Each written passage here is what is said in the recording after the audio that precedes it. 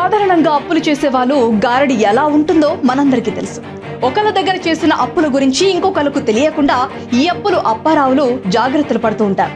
పూర్తిగా చేతులెత్తేసే వరకు అతగాడు చేసిన మొత్తం అప్పుల సంగతి బయటపడదు. కానీ అప్పటికే కొంపలు మునిగిపోతాయి. జగన్ ప్రభుత్వం కూడా అదే బాపతి.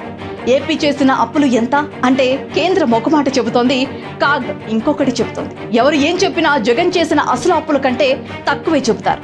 వీటిని చూపించి జగన్ మీడియా ప్రజలను తప్పుదారి పట్టిస్తోంది. సాధారణంగా ప్రభుత్వాలు చేసే అప్పులు రెండు రకాలు. బహిరంగ మార్కెట్లో చేసే అప్పులు జగన్ ప్రభుత్వం వీటినే చూపిస్తోంది. కానీ ప్రభుత్వ కార్పొరేషన్ల ద్వారా ప్రభుత్వమే గ్యారంటీ ఇచ్చి తెచ్చే అప్పులు మనకు కనపడవు. ఈ వివరాలు చెప్పమని కాగ్ ఎన్నిసార్లు అడిగినా జగన్ చెప్పడు. ముఖ్యమైన విషయం ఏంటంటే ప్రభుత్వ ఆదాయానికి ఖర్చులకు సంబంధించిన వివరాలను అధికారిక వెబ్సైట్లో పెట్టడు. అంతా రహస్యమే. ఇకపోతే చెల్లించవలసిన బిల్లులు కూడా అప్పుల కిందే లెక్క. కానీ వాటిని కూడా సీక్రెట్ గానే ఉంచుతాడు. ఇప్పటి వరకు తేలిన అప్పుల లెక్క ఏంటంటే ఏపీ నెత్తిన 11 లక్షల కోట్ల పై చిలుకు అప్పులున్నాయి.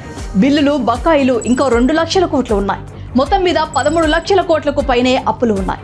ఏపీలో ఒక్కొక్కరి నెత్తిన అప్పు భారం 2,10,000.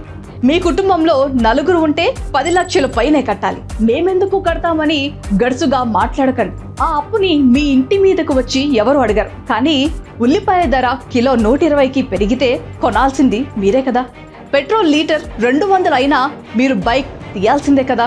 కరెంటు బిల్లు పెరిగినా కట్టుకోవాల్సిందేగా. పన్నులు పెరిగినా కట్టాల్సింది మీరేగా. ఇలా మీకు తెలియకుండా మీ చేతే కట్టిస్తాడు. అంతవరకు ఎందుకు? ఈ నెల పింఛన్లు ఇంకా రాలేదంటే కారణం ఏంటి? అప్పు ఇంకా దొరకలేదు. ఈ నెల పింఛన్లు 10 రోజులు మాత్రమే ఆగాయి.